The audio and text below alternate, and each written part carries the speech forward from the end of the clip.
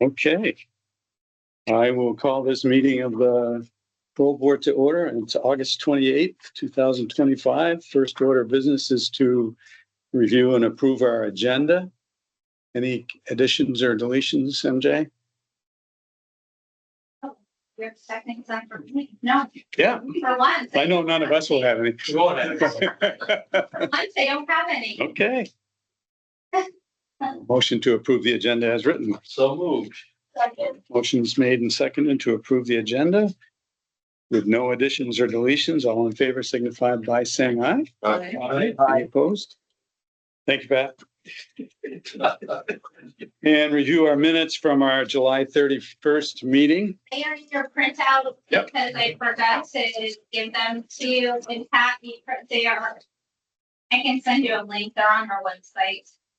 Okay. I just quickly reviewed them when I got in here this morning. I don't know if anyone else has had a chance to or not, if you want to take a minute. It's pretty straightforward. Okay, we accept the minutes as written. Thank you. Second. Motion's made and seconded to accept the minutes from July 31st. All in favor signify by saying aye. Aye. It is unanimous. Okay. Our continued dialogue with DOC. Welcome, Gary and Cassidy. How are you? Good. How are you? Good. So we had a chance, included in our packet this month was the policies that we talked a little bit about last month. So, and since then, Matt and I have had a conversation about a couple of things, and he suggested it might be a good idea for you guys to have a representative at our staff meetings whenever you can, and we thought that was great. So glad you're here. Any updates from you first, or do you want us to throw stuff out there? I believe you were just talking about the kind of frames. Yeah. Have the same understanding on time frames before release to the rated side. That's the you want to on that. I think the last I saw an email come through, which we completely appreciated, to a probation office and facility pertaining to allowing that 10 days. Mhm. I think we just need to clear up if it's 10 business days or 10 operational days, because there was also within that email a little, like, if you need a little more additional time. I don't want it to be interpreted as additional time, meaning, oh, we have a month. I just want to be clear on, like, if it's 10 business days, we can operate in between this. We try to work within once an approved residence has been So identified. this is what we've been doing, and it might be my language in my email, and I can pull up the language. So what we talked about with Gary a couple months ago was 10 business days. Oh, okay. We aren't sending, and not for our assigned cases, we're not sending and it says 10 business days. Oh, It says good. the parole agreement will be sent out 10 business days after the hearing as he or she is designated RSN. We have an agreement with DOC Central Office to wait 10 business days to send the parole agreement to allow for proper community notifications. If notifications have occurred and you have a release date prior to 10 business days, let us know and we'll send you the parole agreement. Perfect. And then at 10 business days, they'll get the parole agreement. If they still don't have an approved residence, they're not going to go anywhere until they have that approved residence. But we don't want to speed up. We were giving the parole agreement right away. Yeah, We don't yeah. want to speed it up if the Yep. notifications come in. Yep. Yeah. That's perfect. I think we're just dealing right now with the release of it yesterday. I think an individual, I can probably pull his name, who was granted parole yesterday. We're just looking, they said it's 10 business days and we're trying to, I think we're pulling him out a couple of days earlier than those 10 business days because it lands on a Friday, Yep. and which is a hard time to release an individual Yep. for both that person and the Absolutely. field to just go Good. right out on the weekend. So just good. That's awesome. I think that's great. I think we appreciate you adopting that additional around RSM. I think we all need it. I did bring copies of what the different LENs look like that are Oh, going great. out. Good. With the recommended language. It obviously varies per incarcerated person, but Yeah. it had been vetted by legal. It's cleaned up. I think it looks nicer. Okay. But they're just examples, and that's what we've been sending out to Okay. the staff. So I brought the specific one actually from the individual who's going to be super. No, is he released tomorrow? No, this isn't. So I can provide that to you guys. That would be great. That'd be really helpful. Yeah. Thank you. Anything else? Not from our stand. I think we really appreciate the parole board working with us and adopting that 10 days. I think in the end, it'll be good for both parties. Yeah, and we have had a few cases where they have asked, a caseworker has asked for the parole agreement prior to the 10 days because they've got that solid release already down. You know, we had our supervisor LUS crossover meeting last week where I emphasized for the parole board to ensure that they're updating those case staffings and Yeah. and adding those to the documents to be presented. Perfect. to the Yeah. board. So that was communicated out last week. It might take, a month or two for them to get them. But Well, if we see them referenced and they're not there, we typically ask MJ to put it in Yeah. before the yeah, hearing. so I did put that reminder out to the LUSs and supervisors Great. pertaining to those submissions. Thank you. So MJ had included your policies in our packet. Unfortunately, I don't have my computer up, so I can't bring it up. But one of the things that came up for me anyway in the first one, which was the risk management supervision policy. So I gave them community supervision, Yep, 348. 348, risk containment and the release notifications. Yeah. Okay. Yeah. Those are the ones that I disseminated. Just so you have an idea of which ones. So one of the things that is still a bit, no, it's not really confusing, but it's one that we get a fair amount of pushback on is when folks come in at a particular hearing and say that they need to be on community supervision furlough to have a higher level of supervision. And for well over a year now, we've been saying, your department is telling us that supervision is based on risk, not status. And so at this point in time, when they say that, we just move on. And it's one of those things where we're not making any headway. But I saw in your policy, it's clearly outlined in there that that's the case, that risk is determined by, or supervision level is determined by risk. And I'm not sure how we better explain that, or do we need to be concerned about that and just let it go? I think the way we could probably look at it is that it's not so much about levels anymore. It's really about conditions. And the conditions make this basically structure the supervision. Yeah. So I think what you see is there's some differences, as we talked about, there's some subtle differences that kind of play out operationally. It's slightly different based on those, those conditions being different from the parole. Theoretically, if somebody's high risk or in the parole board is determined that they need a certain level of conditions, it could be perceived as even more strict than what we might apply. Yeah. More often than not, we're finding that when you follow your guidance and we follow our guidance, it is still basically about risk. I think it's just hard for people to really see that as a continuum of level when the wording is perceived as more strict or less strict based on how you interpret it. Yeah.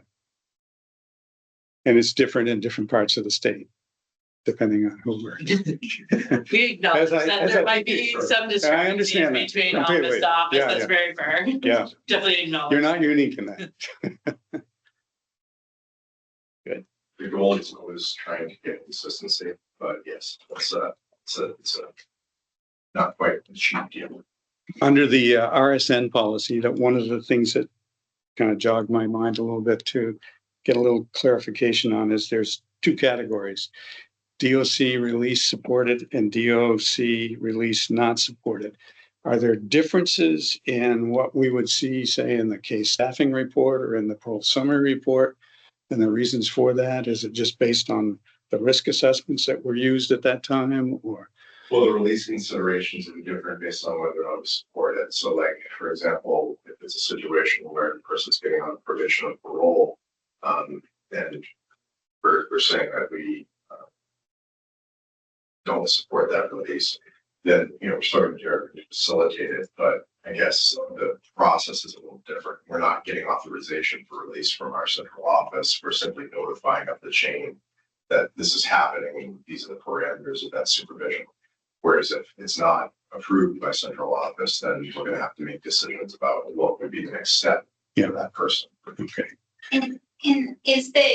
And what I've been, in those, the factors that you're relying on to make that decision are in your decision box in the case staffing, correct? Because that's what I thought. Yeah. I think there's been some confusion with board members when they're reading the reports about those factors. So I just wanted to be clear for everybody that what the decision that they make, they're putting the citations to the policy that they're relying on to make that determination. So I think if we start from the beginning, when someone's originally case staffed for RSN, for those release notifications, you have that criteria A through G, right? Mhm. And we'll look at a case and present it for RSN, and and these are the case staffings you'll see with that language specific, like, oh, they meet criteria A, B, C, D, which is like the seriousness of the offense, the credible evidence that they're going to reoffend, there's an adequacy to treatment.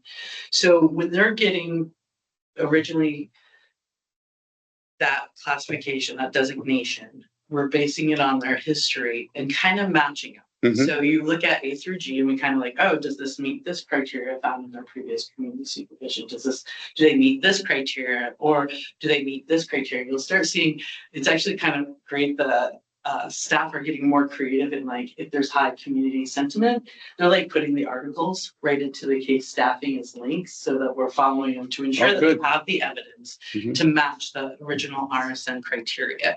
And I keep using the language A through G, but it's really good if you have it, like I almost have it in front of me when we do case staffings.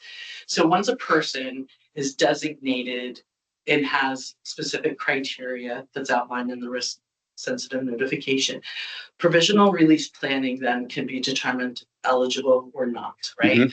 If someone doesn't have a plan that can articulate how they're going to mitigate or address risk factors found in their assessments, what they may have learned from programming. So we're now trying to match their criteria to if they can mitigate their risk. So if we're saying that they have credible evidence that they continue to commit the charges, and while on supervision they continue to abscond, we're asking what's different and how does that criteria how is that mitigated here? So that's where that provisional release eligibility comes into. So we say, okay, yep, we're ready. We're gonna say you can start release planning. Once they start release planning, they come back to us for a final review, and we say, how does you are designated for these reasons? Have you addressed and can you mitigate it? So if their behavior in the facility, if they're constantly fighting in the facility, that's not going to mitigate their credible evidence that they continue the same behavior. So that's how it's kind of that's, and as we were coaching the senior POs to bring it back to the facilities, like in Emerald City, they're able to like say, yes, I'm not going to reoffend because I took my programming. I'm changing my area of living. I can speak to a specific case yesterday, the individual who has over a ridiculous amount of misdemeanor crimes, is a menace, is also as larceny from a person. So there's an element of violence, and their proposed release was to go to one of the lowest levels of substance abuse houses. So that doesn't match up. If you have been designated RSN, that intervention doesn't match the level of need that you're actually the individual has identified as a problem. Right. Really, it's not matching. So that provisional release plan. He's going to cause problems for others. Right. So that provisional release plan was not supported because it's not matching to that level of that designation, if that makes sense. Yeah. So when you guys see it, Sorry. no, ask. I think it's easier. So we had a case a couple weeks ago, 2 weeks ago. They were case staffed, they were RSN, case staffed to do an interrupt, then case staffed to have a release plan. The release plan was denied. They came up with another one that was approved, but then they were case staffed again to be 6 months incident free. Yep. Is that like, well, my first question is what's an incident, and then why are they being case staffed to be incident free if they have an approved release plan from Central? So then so the only thing, not knowing the case or being able to read everything, Sorry. give you good, like, oh my goodness, if I was to be general about it, I would say that person is being naughty in jail. Okay. And if they're being naughty in jail in the most confined area Right, with structure, how are they gonna operate in our community? okay. So if they're getting majors for tattooing and not following the rules and fighting, that is not a credible release plan because their behavior is not matching. Their last DR was January. And it was a minor.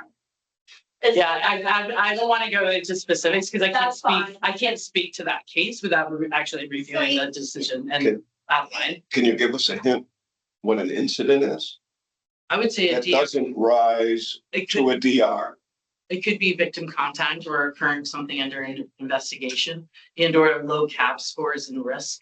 Yeah. If they're in programming, I think an incident could be, I think, yeah, I'm not sure where you're going with like our level of threshold. It said incident free, and we're all sitting there going, if it's not a DR, what is an incident?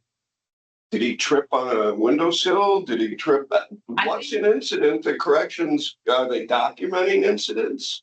How can you show that he's incident free for 6 months? What is an incident? Well, I feel like just to speak that, to challenge your thought on like that DOC is just making things up. That's what it sounds like. We're just randomly going, "Oh, you're wearing yellow today. That's an incident." I'm saying he has to be incident free. So I You know what I mean? What is an incident? Well, I feel like, can I try to clarify just a little bit? yeah, So I think what happened is during the hearing, that question came up and the CSS and the PO involved couldn't answer that question. They couldn't answer if it was a minor DR, if it was a DR, if it was facility. They couldn't, and I think that was some of it is trying to understand more of what that incident is when the board's asking some of those clarifying questions. sure. So I think that's more of just some of the, how we talked in our meeting and just some of the presentation. Yeah, and I think that's just based on like somebody knowing their case. If they Yeah. don't, you know what I mean? Like, and I can't speak to what incident we're talking about because I don't know what the case is. So- But to accuse us, say, Department of Corrections is making up this incident-free thing, it's not the case. Obviously, we're documenting things. Yeah. Obviously, like it has to rise to a level. If a committee based on like a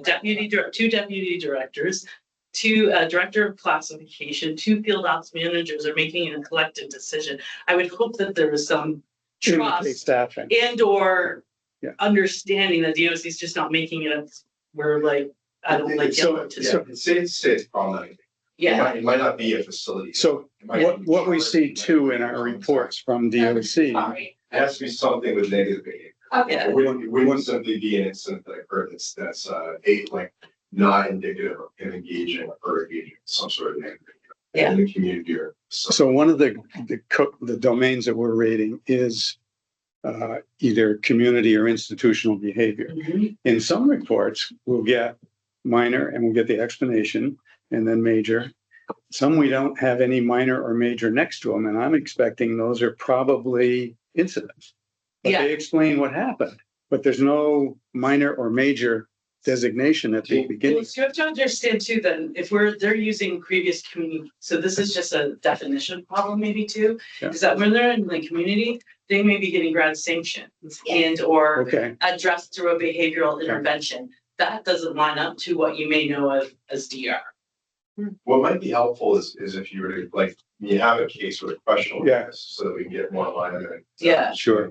Just flag it, like, let us know, I hey, can just send it to you. yeah, send us the name, send us the question, we can dig into it, and we can give you an answer. And that'd be a lot more efficient, Okay, I meant to send it over and so when we use our framework, we're going through each of the domains and reading them, coding them appropriately, and part of it comes from the interview, and a lot of it comes from the reports that we get, the case happening, we have it.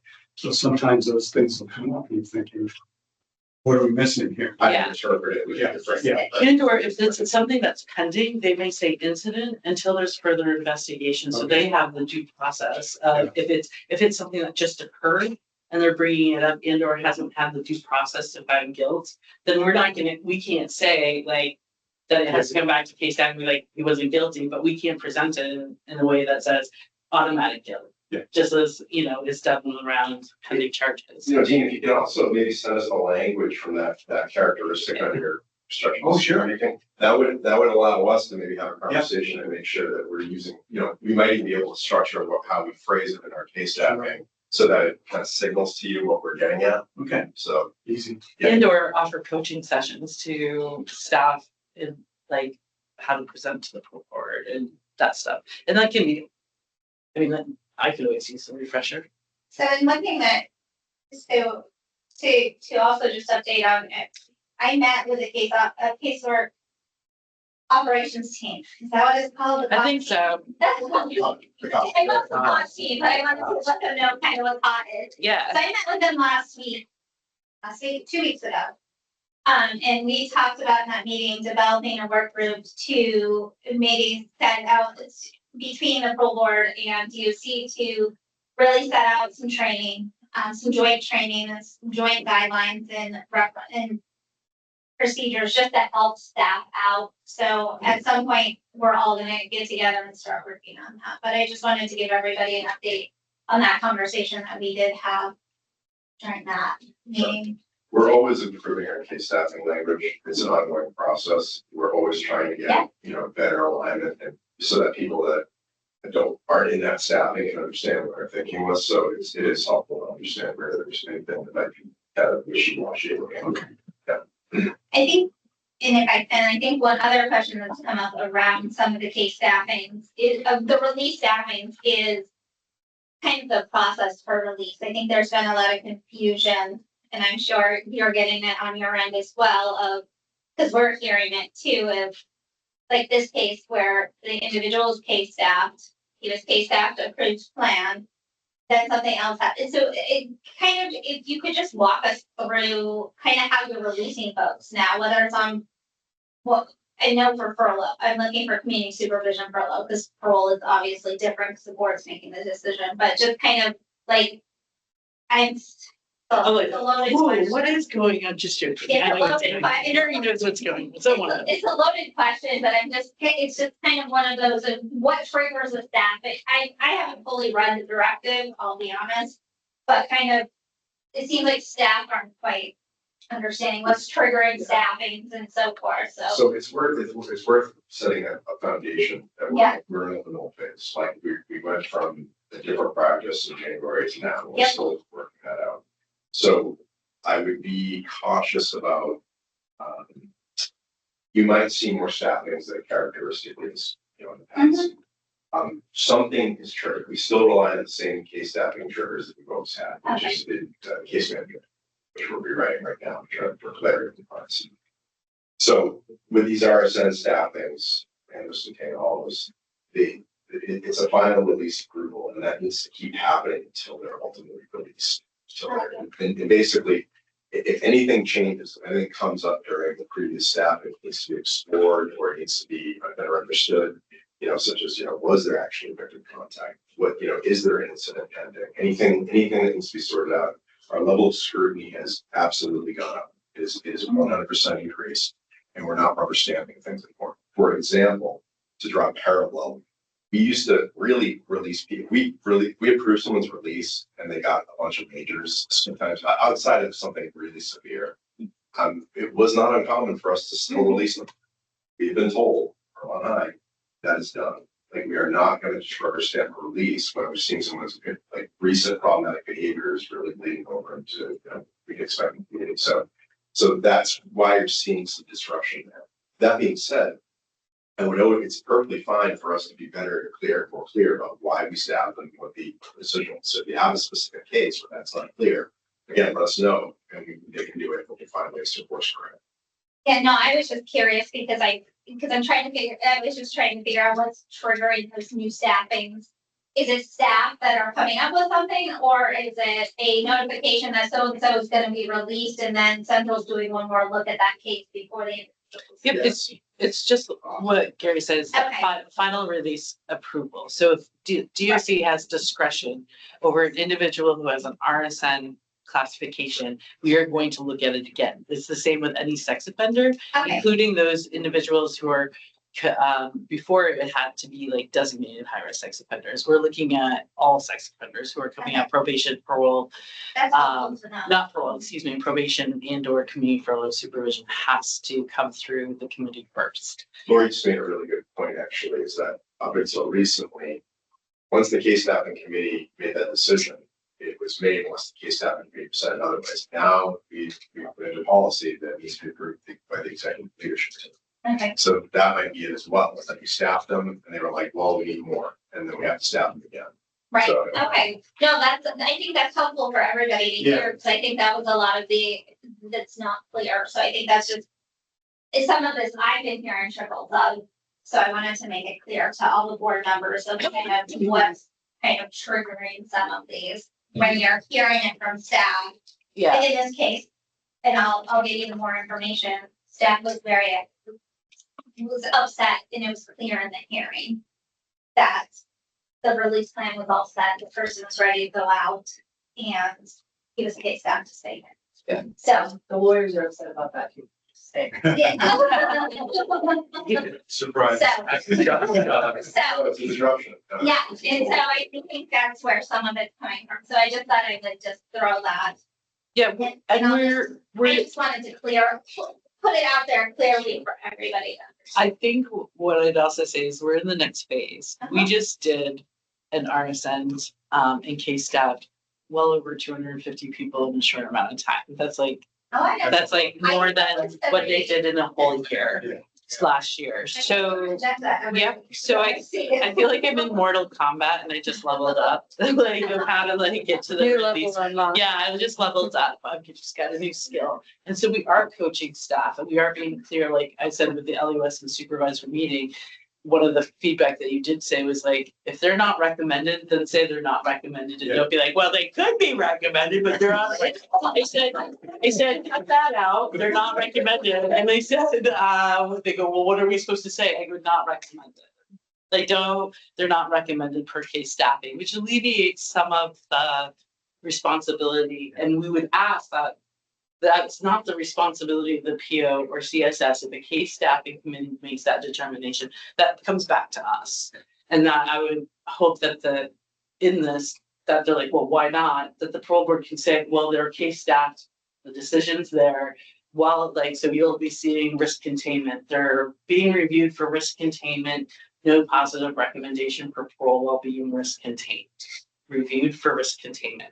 So that means like, that's enough for a PO or a CSS to sit there and say, they're being reviewed Yeah. and there's, it's at DOC's discretion. Are they They're involved not in the right. case staffing if they choose to be? or Who, is the somebody individual? from that That's the district assessor, or- the PO. Oh, yeah, they present the case and then it comes, so like in the scrutiny around. So it shouldn't be a surprise. They should, and I think maybe what you're seeing is that, and that understanding is when an individual, we're giving some autonomy back to that PO and CSS of like, if the individual, for example, reviewed a case, a sex offender, DOC maintained discretion, said, I'm just gonna, when kids approach me, I'm just gonna tell them to go away, okay? And you are familiar and been around, that was his release plan. And so the case staffing committee said, no. Yeah. Like you just went through programming, that's your That's your intervention, like there's a lot more problems there that we need to do some coaching, whether it's through motivational interviewing, whether it's through that, back to education or risk intervention services, coming back to that, is that we're saying like, that's not, kids aren't just gonna walk up to you and you just tell them to go away, like, that's not an intervention. And that's a new thing for our staff. as well. Yes, And we're trying to get away from, but that's why the first few years about ours, treatment, and not the patient risk. You don't just shop your, you're not a risk sexual effect. And in some ways, we realize now we're doing that. He's done through programs. It doesn't mean anything. He didn't actually get the skills that, so we're getting into it. We're saying, okay, what's his release plan? We expect them to evidence those skills and knowledge in the release plan. A novel idea, so I mean, I think we're really starting to get more granular about our decisions. We want it to pass the straight face test for someone who's a layman. And then that's different for us now too, because they're used, okay, check checklist. Yep. Program. He's got a house, his victim lives in Kentucky. and that was it. And there really wasn't much digging into like, well, okay, but what about like, What's next? yeah, what's next? And like, does he actually have what he needs in order to stay out of trouble? So that's, I think, where some of that frustration and confusion is coming from. Yeah. Yeah, you got 20, some staff that have been doing this for 20 years, and there's been ebbs and flows, but we've never gotten this. We've never policed ourselves so thoroughly on the output ever. It's pretty rare, but I think it was maybe last weekend, Jay, you and I were talking about a high-risk sex offender case that we had coming in. And was reading through it, and it was a pretty egregious one. And for some reason, the person was not designated RSN. And I'm not sure I understood why, and I don't know if we had a chance to. They're high risk designated. It's Pardon? They're high risk designated. Yes. If they're high risk designated, they're on that SPR. So This was specifically noted in the report. that they were not. It must not have been high risk designated. There must have been some sort of confusion. Okay, Because in policy, that's one of the automatics. It's okay. high risk designation or risk of payment. Hopefully we can find that case and get it to you, take care of it. Yeah, and what could happen too is that in release, so sex offenders particularly, if they're not designated high risk. Yeah. They still are going to receive a law enforcement notification and a case staffing to come out. Right. That's by Act 1. Yeah. Yeah, so we may say, yes, they have a registerable offense, they're, Okay, they have to be case staffed, and they have an LEN, an LEN Yeah. will be sent out. And we may say, okay, and they completed risk program, they just haven't identified a residence, bring it back when they have a residence. I think this one was going back to the family, and it was a child in the family that was assaulted, so. Oh, is this a Newport case? I don't remember. I think. I it gotta is. look that up. I think it might be. Yeah, I think it is a Newport case, yeah. And we did review him for designated high risk, but he didn't meet the threshold. But I think I know that Okay. case. You might have had the risk score, but not the designated. Yeah. Sometimes that just gets getting back confused sometimes too. Yeah, and I was reading the case itself and looking at the offense and then just expecting to see RSN Sometimes designation. people will write they're high risk and they need a risk Oh, score, but it the was- designation wasn't there. It was the record review from last week, from last Tuesday that was Okay. out on Parole. Yes. That's right. it He's is in the Newport community. case. It is a Newport case and we're not letting him go. We are letting him go back to that residence. There's huge hesitation because we looked at that residence like twice within a couple weeks because of the case split. Because we were unsure of that same criteria that you're flagging. Okay, Yeah, so that case has been looked at okay, a few times and that case right now was at, and may still be, I have to check my timelines at the executive leadership approval. Which means that it's gonna get reviewed again. it'll get reviewed again, yeah. Okay. That's I right. It was a remember record correctly. review. It's Yeah, definitely that Newport case, yeah, because it is. we're concerned about the But proximity of But the I think this one was location. out on Parole. So Yeah, they'd be at Berlin, we, okay, Right, like, so that's like, we can't return somebody for being RSN. right, yeah, So that might be the case. I don't, Yeah, it's like. I didn't, I didn't. It kind of jumped out. And Yeah, we don't have a furlough condition. You shall not. we didn't ask to see. you're right, you still not the RS, not in the community. Not a lot of problems. Yeah. I'm making a list of who this. Yeah, I'm pretty sure I know Well, that Dan's case. helping. Because we didn't want to recommend, there's something going on with that case, if I think about it. Yes, There's something okay. going on that we're like, not yet. But we were thinking there must be something we're not seeing. They that- were talking about a stable resident, needing a stable residence before a full recommendation or Yeah. something to that Yeah. effect. Because I think this individual also has a history of absconding. I don't know. remember that. Pretty sure, Yeah, I'm pretty sure. Maybe my eye twitch. And the ones that have no program available for them, that are on what we call the no hope list kind of a thing. Is there a hope for any of these that are done 35, 40 years and out of state and there's still no program?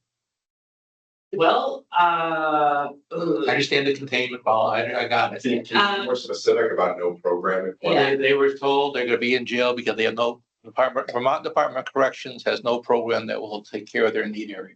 That might have been an unmitigatable risk case. Yes. yeah. Yes. There's a few of them. Especially out of state. Yeah, Yeah. so those might have to be case staffed again because we've changed policy on that. We were for a while, if someone had either been through programming or they got level C, which is the previous risk containment, that we might have said, okay, we don't have a program right now that we think is going to be effective for them.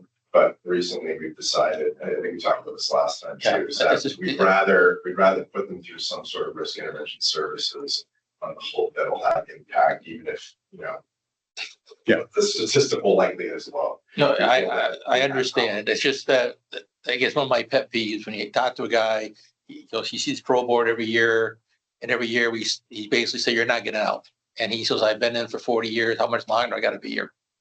I would look at his sentence structure. Yeah. No, yeah, his minimum's up. Yeah, the sentence structure, what, like, if it's a designated high-risk sex offender, he has to serve 70% unless he's Right. All right. He's like level on six. Yeah. parole. So like, there's like, I'm sure there's some other variables. I feel like there could be. Oh, I But absolutely. You know, I think it's really hard to set, because they are brought, Oh, I know. people back towards their maximum. If you have a life sentence, no. Yeah, that's a little. Is it, if you have a 10-year life sentence, then what? And no program. Yeah, that I can't answer in the.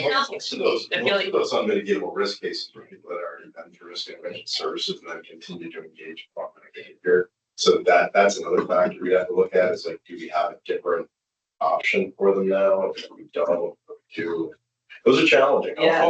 No, I understand. Believe me, I understand, but it's just, that one just stuck in my crowd when he said, I get told the same thing every year. There's no program for me, so I'm gonna die here.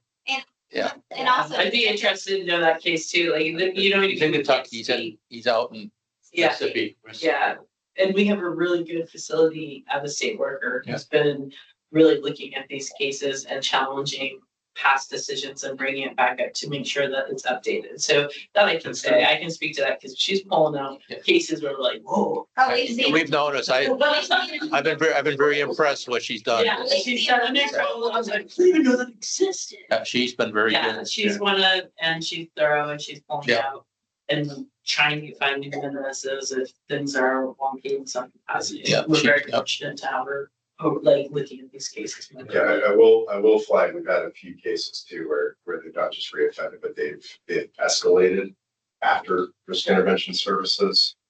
And if they've done the high risk program, they've done something worse after that. No, the case itself, basically, he's been doing good That would time. stand on its own. I Yeah. hope. Stuff like that, I understand, but somebody, Yeah. no issues, no DRs, work, I mean, he's just doing his dead time. Yeah, we have a few, very small number, I think, I don't know the exact number, Josh probably would have. That- We have a very small number of people that, we would probably still agree after case staff, and again, Yeah. with a new correction, we'd probably still agree that it's not an intervention where we feel we can put a rubber stamp on. I mean, I understand the process and I understand, but that particular case is stuck in my crowd since, because his comment was, you say this every year and I'm gonna die here.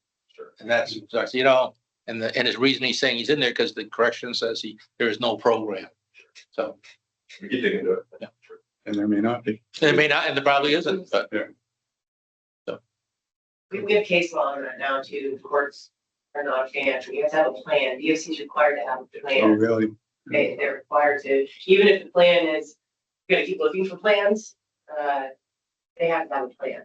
So the judges weighed in on that with Mr. Yo's case. And we ended up putting through risk intervention services. And they adjusted, Great. so the change is, it's been a good one by way of judicial review. I think he's been released too, so it's not right.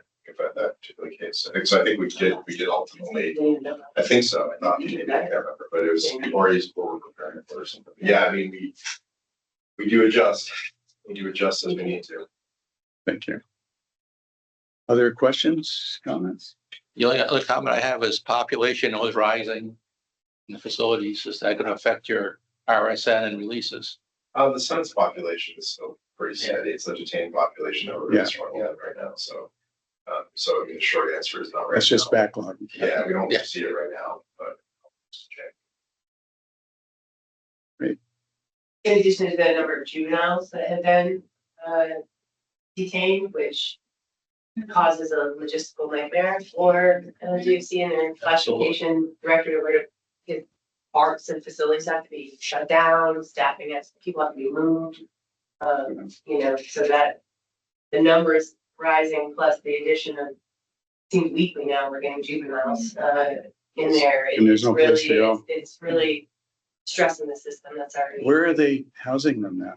Well, they have to be separated by sight and sound because of Yeah. the requirements. And the problem that we're into is that there's a de facto isolation and basically solitary confinement because we don't have a juvenile facility. Right. Now, what we're supposed to have is a juvenile facility to put them in so that they're with other juveniles, but we have to do it. So we end up putting them like sometimes in a unit by themselves. If we're lucky, there's another youth that happens to also be detained at some time at the same time, so that they can at least have somebody in the same area with can't mix them with the adults. So unless a judge, I think a judge has to stay in the interest of justice. Right. It has to be able to. There's a lot of layers. Yeah. To that they all have to follow and move on pretty quickly. So. Great. Anything else from anybody? Thank you both. We appreciate your time. And we're gonna talk about conditions next. if Yeah, you're on I mean, board. I wouldn't. And you're more than welcome to stay for anything but the executive session. Yeah, so. Okay, I definitely want a copy of it. yeah. Okay. Draft These are plan. just the drafts that Okay, are sent out to staff for reference. perfect. Thank you. Can I take those after Dean and scan them in, Sure. just so I can disseminate them to everybody? Yeah. So. You ready to? Yeah. Yeah. Condition changes. Go ahead, MJ. I'm proposing, after having conversations with DOC, with the offender management team, and everyone, the amount of work that it's gonna take to update the offender management system for what seems to be easy, simple logistical changes in the conditions, it's going to take months to do. Would like to ask the board to rescind their previous decision and keep the conditions that we have right now. Also to piggyback on this, with the nature of things, with Dean retiring in a few months potentially, or whenever his replacement is here next year. I'm afraid that we're gonna go through all of this work and then with a potential new chairperson, we may be doing it all over again. So I would just ask at this time if we could just rescind our previous decision, and I don't have to date that decision. Yeah. To change the And condition. you and I have had a chance to talk about this a couple of times, which, and I understand and agree that we're still looking at our conditions to try to make sure that what we're putting in there is risk-based and to the extent we can, not over-conditioning people and working it to that end. But I get now, after your explanation last month, of how challenging this is to change it in the system. It's not worth that effort. So having said that, I would entertain a motion to rescind our previous decision and continue to use the existing set of conditions that we modified several years ago. So moved. Second, Motion's made and second. Is there any other discussion or thoughts? All in favor signify by saying aye. Aye. Any opposed? I'm sorry, Pat. I should will. I said aye. Thank you. Okay. Thanks, everybody. Okay, next up is our executive session for legal discussion. Motion to move into executive session. Thank you very much. Yeah, thanks both of you. I'll see you next. Thank you for coming. I'll get you that stuff. Make a Yeah, And perfect. let me know when you want to meet again. Make a motion, we move to executive session. Thanks, Gary. Second. Motion's made and seconded for the board to enter a executive session for a legal matter. Those in favor signify by saying Aye. aye. Aye. We are unanimous. We have to, when we do that, do we have to invite legal counsel, which we have to invite people that are on board into? Yes, we do. We have to do that on split. Yeah, we should.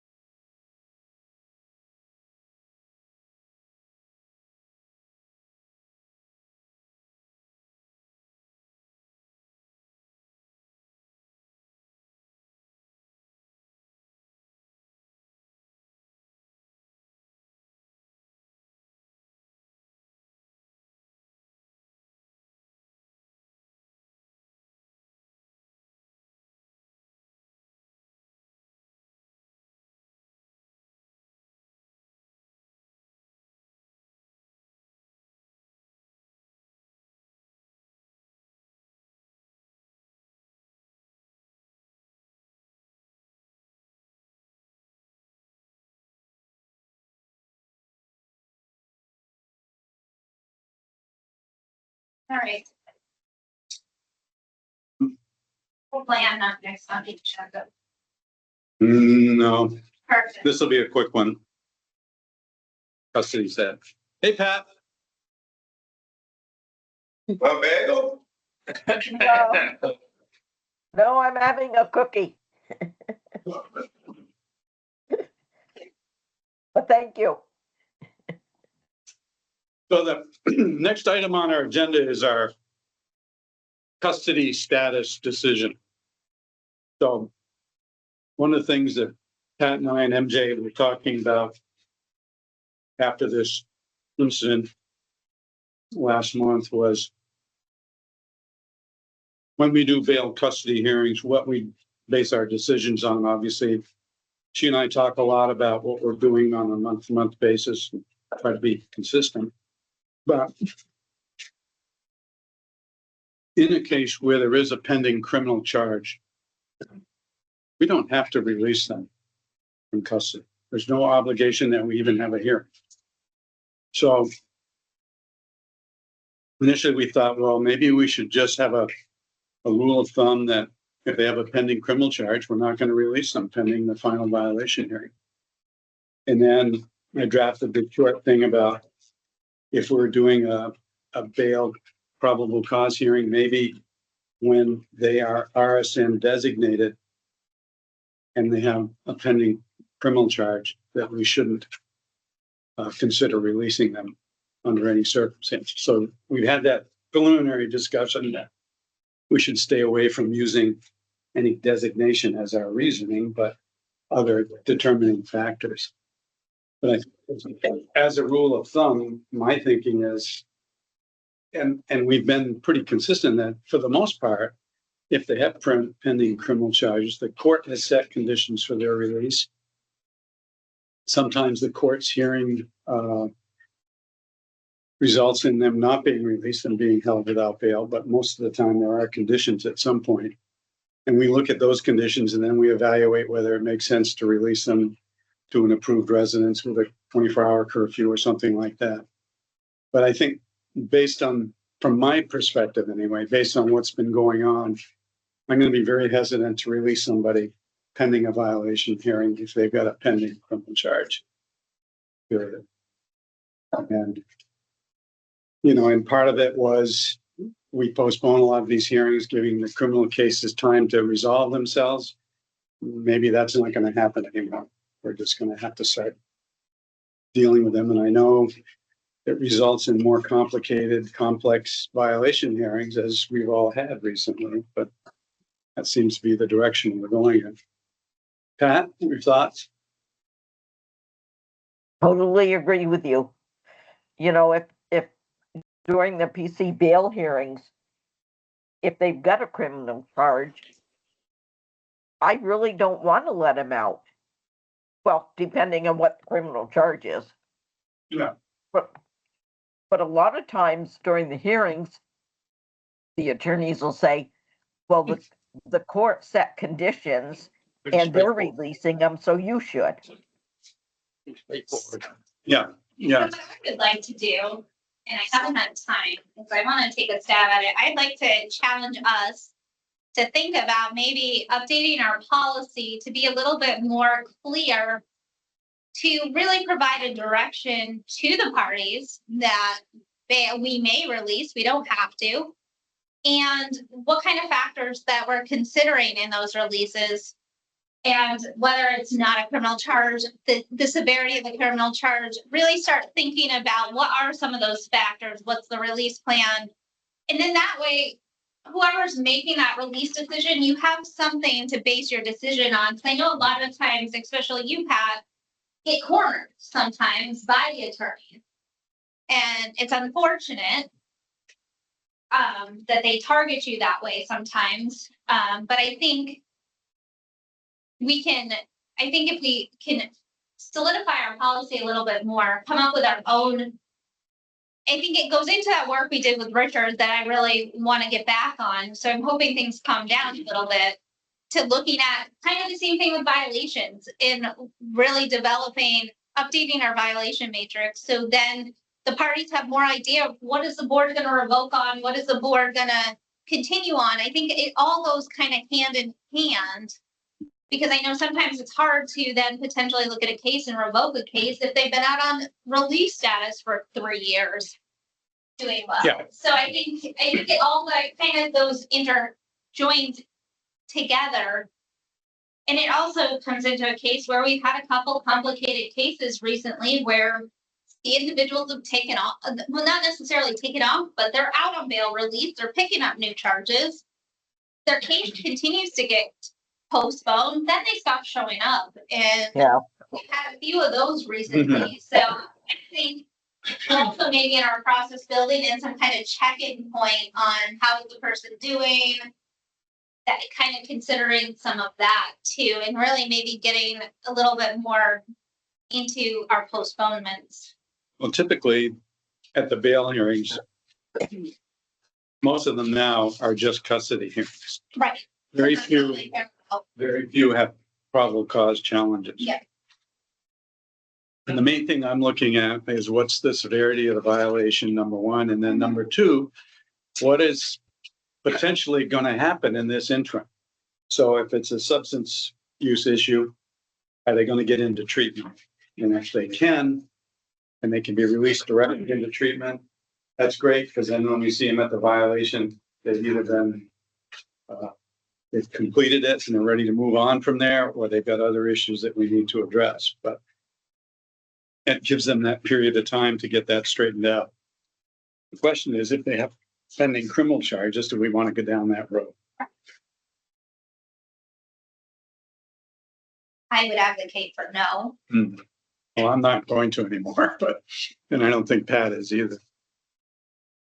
And I think, No. and I think also to have that conversation, I think we need to clarify what pending criminal charges are as well. Because even, well, we had it challenged in bail hearings where the person had just been cited. We have all the police documentation, they've just been cited, and that's come into question. Yeah. And so I think that is a pending criminal charge. There's a citation out there. Just because they haven't been arraigned on it, it's out there because they are to report on to court. So I just wanted to make that clear that I wanted to just make that clear. Because I know that has come into question at some bail hearings. Well, if they're cited, it's different than if they've been arraigned. I mean, Right, but it was cited on significant crimes. yeah. Mhm. And Well, I understand what you're saying, yeah, but And I think, and it wasn't like a DLS or Okay, it was like a citation for a sexual assault. that's, Yeah. Or a citation for a domestic assault. okay. But I think a lot, so what we are seeing in a trend, what I'm seeing in a trend with some of these entities, some of these counties, the state's attorneys are not pushing the cases forward fast. They're holding them, they're citing them. Oh, this guy's on parole. He's gonna be incarcerated on his parole violation. We're not gonna speed this up. We're not gonna hurry it up. We'll just issue a citation. Or we're not gonna, or the judge isn't gonna set bail. They're setting bail and not holding the individual because the parole board's. Okay. And I think that's another thing to remember. So in a lot of those cases, even though they've been cited, we get the police reports. Yeah, They're very helpful. And in the Yeah. violation, the officer has to testify. So or they complain. whatever other witnesses are, yeah. I think we're good there. Pat, do you have any problems with that? I don't. There Nope. may be a minor, like a disorderly conduct or a petty larceny or something where they're gonna be able to get into treatment, or we may want to release for that, but any significant criminal charge, I don't see any reason to release. And I would think also looking at petty larceny or something like that too, you're gonna look at the history. What's the person on? Yeah. What are they on for? What are they so forth? You're gonna look at the factors of the case. And If it's a pattern. honestly, if the attorney comes back at you and goes, well, what are you looking at? I don't have that in my packet. I'm looking at his parole agreement. He's sentenced to these charges. And I think that's something too, because they're gonna use any tactic in their book to try to get you to sign. It's important to have the offender file too in the Yep. PC hearings. them. And if they want to be prepared for it, they can ask for the documents. Does anyone else have any thoughts or questions or disagree or agree or, Makes sense. okay? I'm gonna hand around the copy of, and I'll scan you in a copycat and email it to you later of the law Thank you. enforcement notifications. Oh, These are good, thank samples of you. what they've These released. are the samples. I got mine now. Next up is early discharge request for Troy Guerin. Is everyone, question? And I am saying, because this is a conflict. Yeah, sure. Thank you. Mm-hmm. Has everyone had a chance to review the I thought, summary report I on thought that? he was a good candidate for Yeah. early discharge. No issues for me. We'll make Yes. that motion if everybody Okay. read it. So Pat has made the motion to schedule an early discharge hearing for Troy Guerin. Is there a second? Second. Any other discussion from anyone? Could I ask why? Why what? What was Pat's decision to do that? This Let me guy's look like, back at it. I've got it, I've still got it open. Well, he's been doing well. Yeah. Let me Been find. enrolled for 5 years. and what's the remainder of his sentence? 2028, if I remember correctly. I mean, why are we I getting a gotta find it. 3-year early release? No, he's been on supervision for 5 years. I understand that. He's got through 27, so I think he has 28. Okay. June 12th, 2028. Yep, Yeah. 3 years. And they were like they were petty larceny and He's burglary. paid all but $900 on 11,000 in restitution. He has I had no could not sanctions, no believe issues. that. Yeah, Had $1,000 left. And he's $11,000 employed. Yep, restitution. there's no issues. Not a single grad sanction, not any, so I see why they did it. So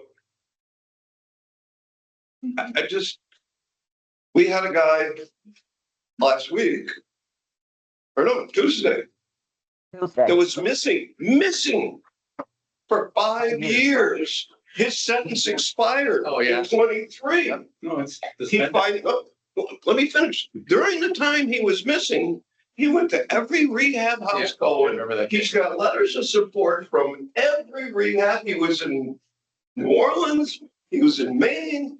He was here. And he's got all these glowing responses of how successful and now he's participating in rehab.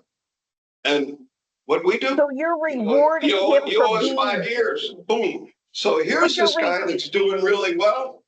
We're just gonna trim 3 years off your sentence. We got You're absconded. rewarding that guy for being missing for 5 years, Wayne.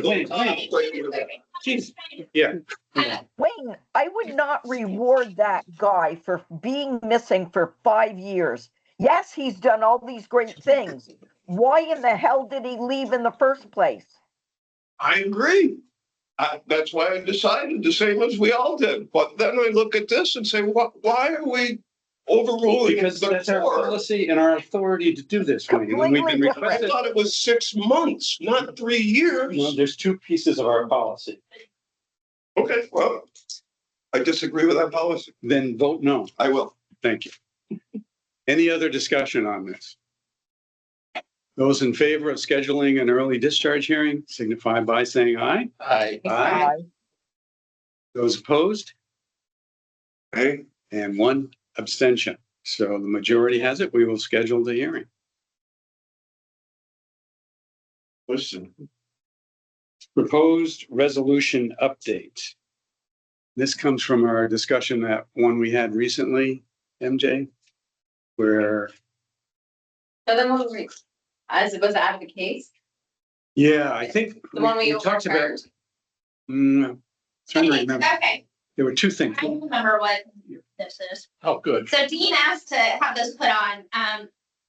So we've had a lot of last minute proposed resolutions lately, and some of them have been presented verbally at the hearing. Yeah. And I think there's been some confusion if DOC and the PO are in agreement with some of them when the attorneys come in. I think that's. Yes, yeah. And I think that's what we wanted, I think that's what you wanted to talk about a little bit. So right now, the proposed resolutions, I've asked for them for 4 business days prior to the hearings. Nobody is meeting any deadlines anywhere between vacations, between people being out, chaos. I try to keep the schedules moving, so I accept a lot of these, but then when they don't submit them, they're bringing them to all of you at the hearings verbally before we even get started sometimes. And I think that's what we wanted to talk about. Yeah, and I'm fine with that as long as we all understand that may happen and then it's that existing board's decision to accept that or not. My question is always as long as all the parties have agreed. Yeah, That's fine. right. But they, And a lot of time in those situations, there was a couple of them where I know Emily was the attorney, and one of them I said, hey, Emily, can you send me the email? She's like, yeah, I got extensive email communication with the PO about all of this, and I've said, hey, can you just send me that for the file, so we have the plan, the verbal plan on record, but we also have the written plan. just want to make sure everybody's aware of that. No problem. I mean, as long as they agree with it. I think Emily's a strong advocate for that. She's also a strong advocate for waivers. If you've noticed, we've had more violation waivers recently, and a lot of them have come from Emily. Yeah. I think her public defender pet comes out a lot more. Well, She knows when to hold them and she knows when to fold them. She's not fighting every case to Takes a lot of time to prepare for those cases. And Yeah. if you know it's not to be a win, probably Yeah. better. So. We had another case last week, kind of similar, a record review where the guy didn't want to be seen, and they had him do a waiver, which DOC staff have been doing waivers for record reviews all the time, and it said, after consulting with my attorney, I didn't feel like it was best. So Emily and I talked back and forth the other day, and she's like, well, I asked him again, and he doesn't want to right now. I'm like, okay, perfect. And she's like, confirm when he can be seen again. I confirmed the date. She talked to him. He didn't want to be seen, so I processed it. So we're having a little bit more open, Yeah. a little bit more dialogue, which is nice. That's Excellent. All right. SDMF. Uh-oh. I did finish. It's not as pretty as it's been in previous months. I'm sorry. No, I meant I'm very responsible. I meant the visual. I think I'm responsible. I meant the visual that you're gonna see is not as pretty as it's been in previous months. I thought you did the statistics are. I tried to put something together for July and August, because now that this is later, I think all of August SCMF forms were in there. Oh, Pat's got it open. Oh, I'll close that. Now it's all good. You don't have to close it. No, I closed it. I am gonna share it on the screen though. Okay. I have my Teams open too. Not sure. We probably all agreed in July, we're getting live. Exactly.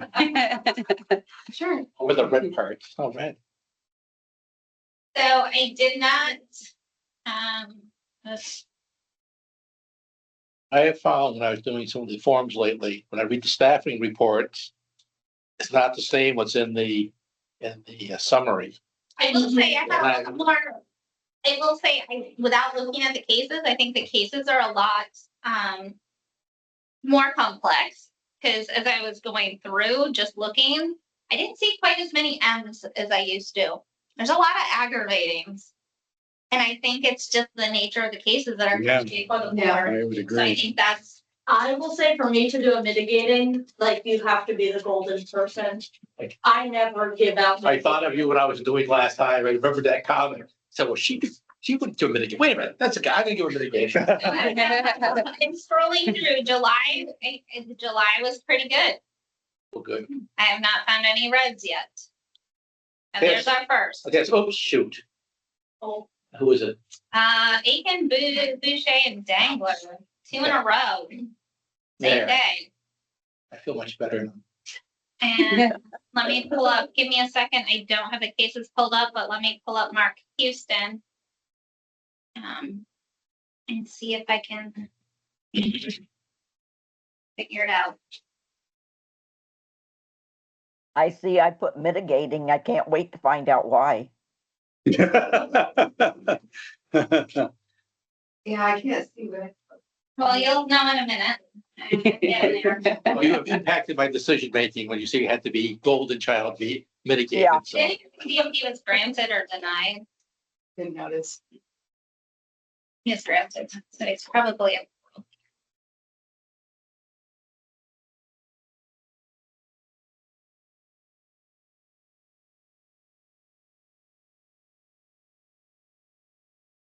What was the site?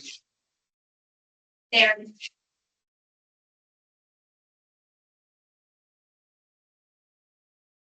It's recommended. All right, so I said it was criminal history. Now institutional behavior, correct? Institutional community behavior. We have Katie with a Okay. mitigating, Pat with a neutral, Wayne with a I have neutral. aggravating. What was the domain? Institutional community Behavior, okay. behavior. Why did I put Medicaid? You have all the providers in housing report positive behaviors. See, I Oh. don't further. Yes, I believe so. Okay, that's. That wasn't me, was it? No, that was Katie. Okay. Yeah, I think I remember that. I think, like, he had done well. What, a major in 11/24 and a minor in January 25. But he's But I on think- furlough. Hold on, so Pat was released to the community in March of 2025 and has done well, weekly session with his coach team, neutral. Yeah, I think I did it because I based it on his most recent status. Right. Which So is. that's why I put mitigating, because since he'd been out in the community, he had done really well. And then Wayne, you put minor, We used his DR He had a history. major in November 24 and a minor in January of 25. oh, that was the plus and the minus mean, Yeah. major and minor? I knew what that was. Oh, well, that's good to know. I understood. I understood. So Wayne looked at his institutional. Katie and Pat looked more at the community, Right, because he'd been out since what, March? March. Yeah. And I thought we had to go with his most recent current behavior. custody status. I- I think that's what we I talked thought it about in was July. wonderful. And I thought the July meeting, we were looking at the most, not his current, not that, it's past, but I thought we were looking at what status he's on and looking at that status to determine. I look at how long he was out. So if he just got Yeah. out like January, the end of January, he had a major DR in January, I would have dinged him on that. I probably would have, yeah, Because he was just really, he'd been out for 4 or 5 months. I'd look at it. yeah, I think But- I would have done that. When was the interview? Anyway.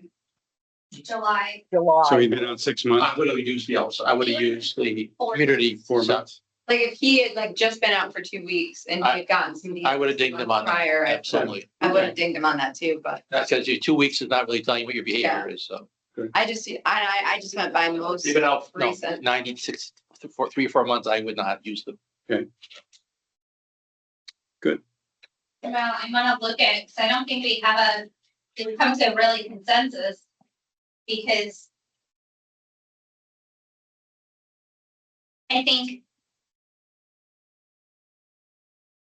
I still think we didn't clear up the aggravating and the mitigating differences. Because if Wayne's In gonna my- continue, if Wayne in my- goes, In my notes from one of our previous staff meetings, I've got between the community and the institutional, I've got consider the past 3 months in the if they've been in the community for 3 months. That's And I when think we that's what we consider talked the about. community Right. behavior. Okay. Yeah. That's what my notes say anyway. I think we talked about that last time.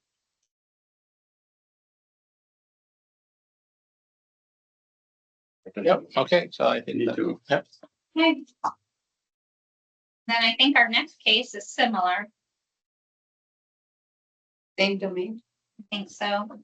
There was one that I did, that they gave them. Lewis Tobin, same exact coding strategy.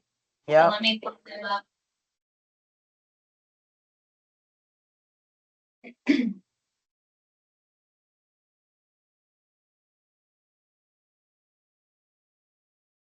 I'd be one, but this guy had a major DR, the officer wrote him up for it. All it was, he didn't pick up his tablet fast enough and then get into his cell and he got major. I'm not gonna dig him for that. So. Yeah, that was but pretty weird. I saw, that, no way am I gonna. That's just the officer being a jerk on that one. But He'd been out 4.5 months or one of them. You've been out, No He's issues released since in March. providers report positive behaviors. Did somebody give us a, where are we? his community behavior has been appropriate, neutral?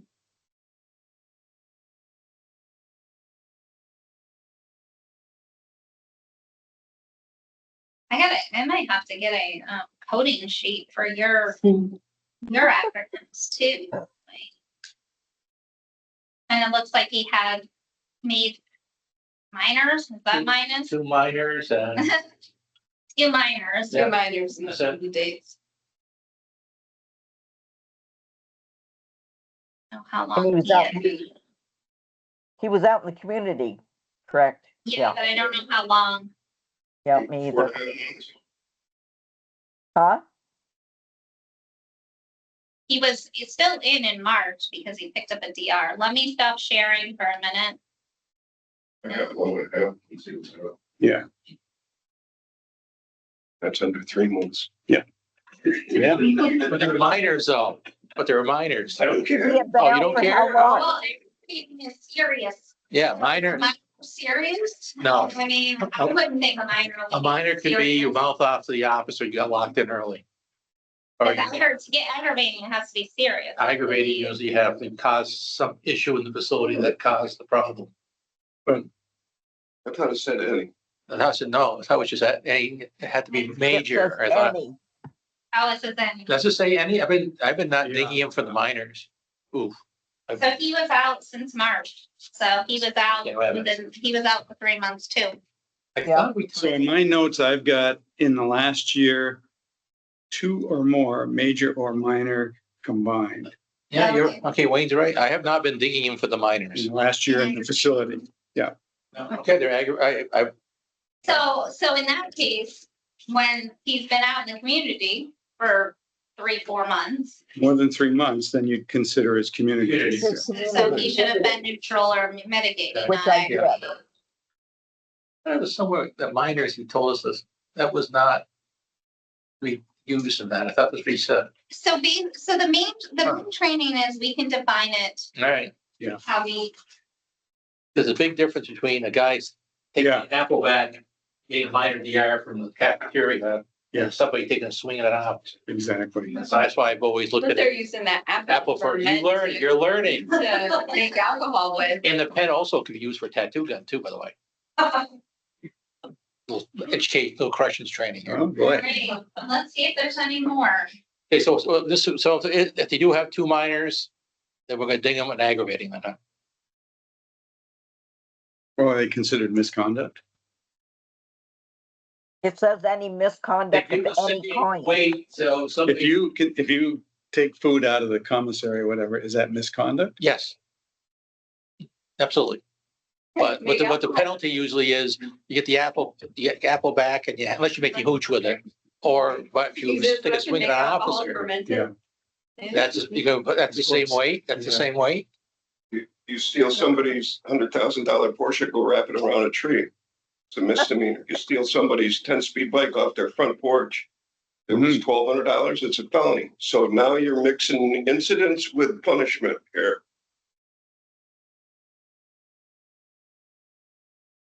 All right, I got it. I don't agree with it, but I got it. Me again?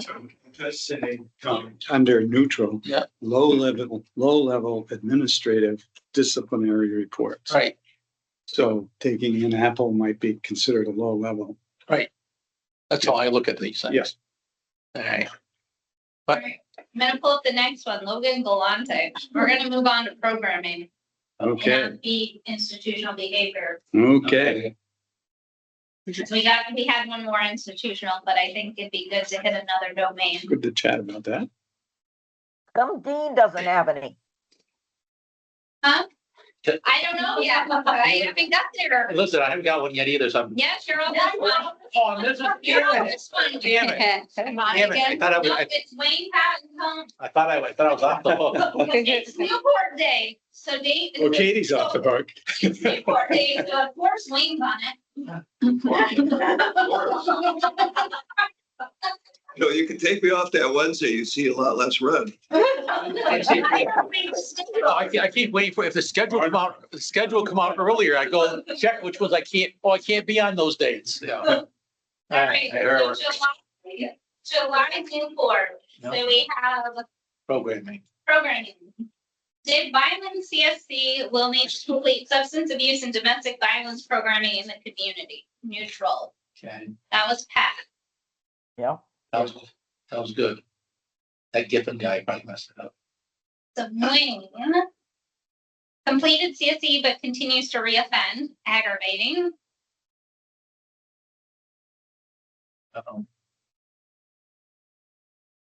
Tom did CSE and will have programs in the community, mitigating. See, I thought he was golden. No, I think he did program before, he was in the community, you know, But he didn't think it was needs that to big do of a deal. more. right, but well. I think he was doing it in the community. Okay, so aggravating, medium or high risk offenders who have not completed correctional programming, well, he has. The offender was assigned to such programming but failed to actively participate in complete assignments, or they attended such programming but not at a dosage high enough to have affected a reduction in risk to reoffend.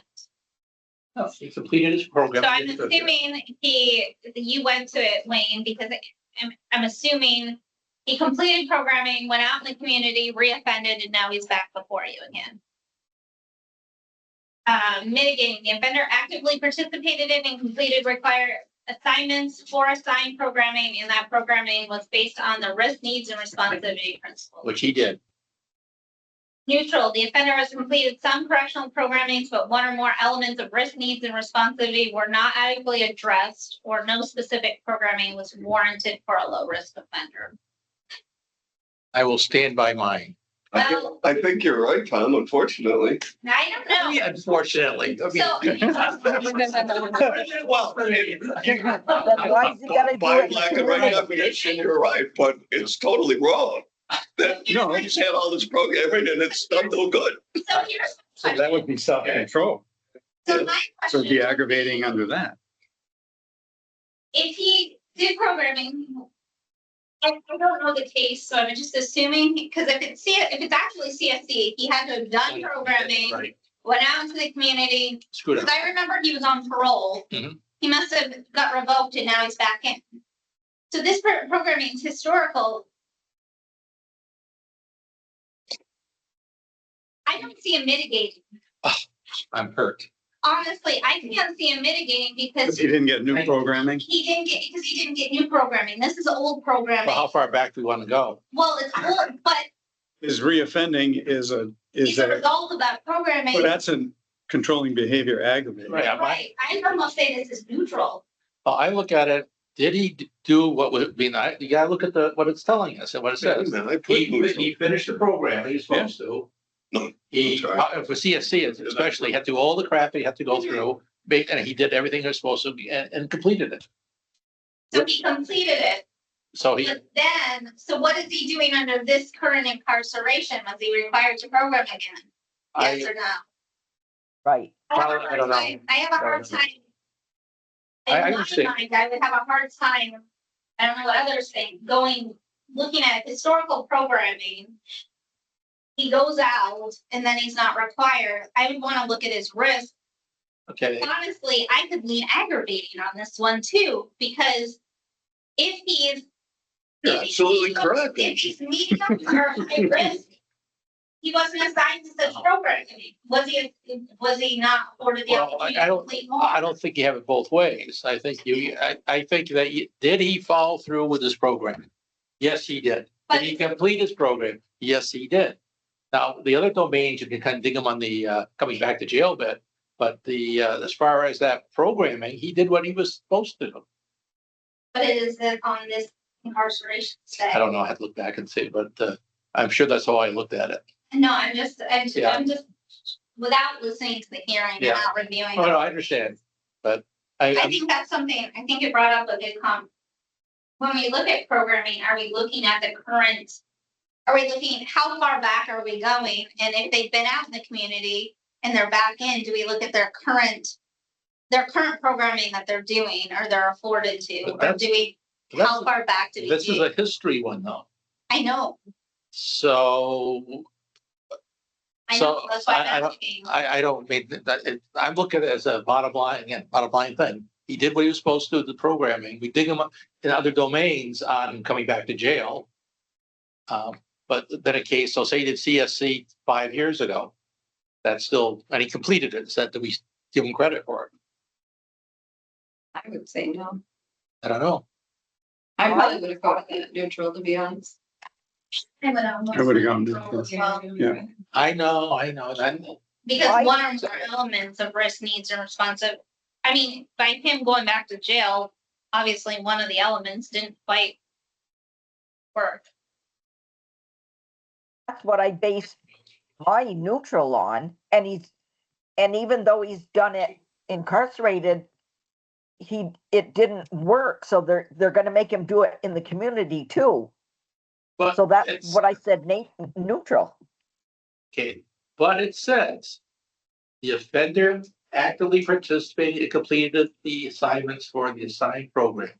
And the programming was based on his need areas. We're missing one whole piece of the puzzle. I know the piece I'm missing, but I'm looking. We're missing, what did he do in the community? Exactly, right, It's incarcerated. That's a different domain. right, that's what I was saying. I go, No, I mean. He was ISAP and IDAP in the What community. did he do? Because he had CSC in the facility. What did he do in what programming did he? ISAP and IDAP, according to my notes here. he did that in the community? Yeah. See, which Isn't it aren't even programming? Which aren't even programs that That's not programming? not anymore. they don't exist anymore. Right. They We shouldn't even have any of those on the list because they don't. did no providers, they We're can't still remember. using them in the reports. Yep. I know because They are. it's another That was conversation for easy. another day. Well, whatever answer you had, you're all correct, because you hit it some point, On the- sometime. On the bell curve, where are we? I understand what everybody's saying, Yeah. but I try to be consistent, and that's right. Yeah. And I said, well, he did that, then I dig him on the other domains. Yeah, yeah. Coming back, he didn't do this, he didn't do this. and Yeah. So, but I doubt neutral's the safest bet. you're on her, you're just on her side. No, I so think you we went were in doing doubt, it for all neutral's of the us. safest bet. So if he's on ISAP and IDAP and he gets kicked back to jail, That'd be, then he would be not finished at that. That'd be aggravating. Yeah, he didn't he finish. got kicked out of programming in the community. Did he not?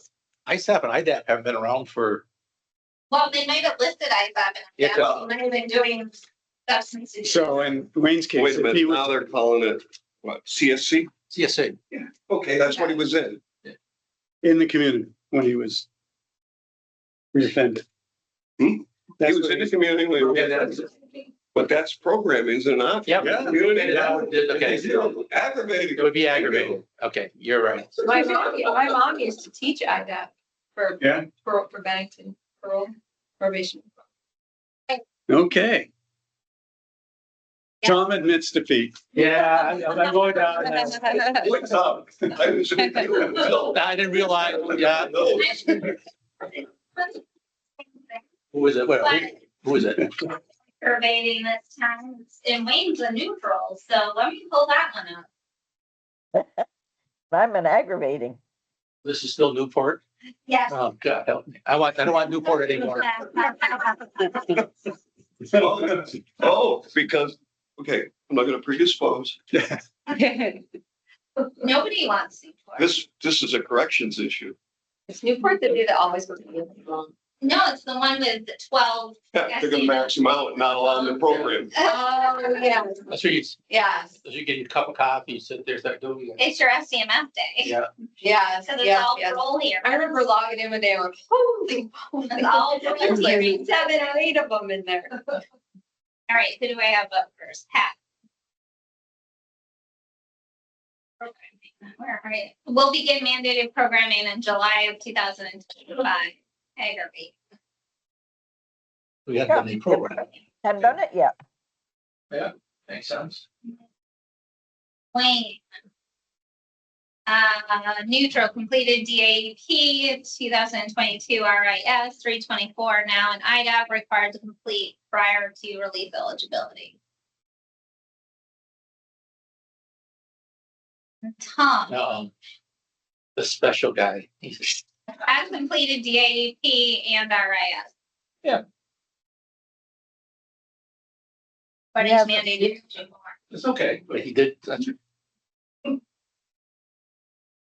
But he did complete the programs. But he hasn't even started the program they want him to do. Yeah, I don't think you can do mitigating if he hasn't. He was mandated to do a program that he hadn't started Yes, yet. there yet, but he finished the programs beforehand. He's done the previous program. That he completed. Himself, but he landed himself back into jail and has to Yeah. do more. I probably would have done neutral on that one. I think this is where we're struggling is, Well, that's a good one that says some programs, neutral. I think neutrals. Fine, it's what camp we're going to now. Okay, I got it. I got it. No more mitigating for me. Okay, let's go down. Tom's gonna be. I'm not copying your reports. I know, what I do is, how you cover it, when you cover it, you hit both of them and don't Oh my delete them. God, me again?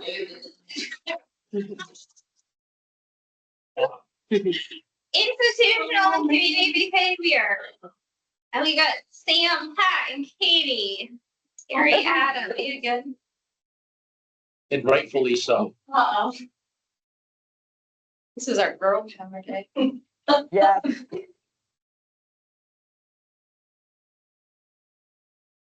I like our girl power days. I do too. Scary. I'm offended. Intimidating. All right.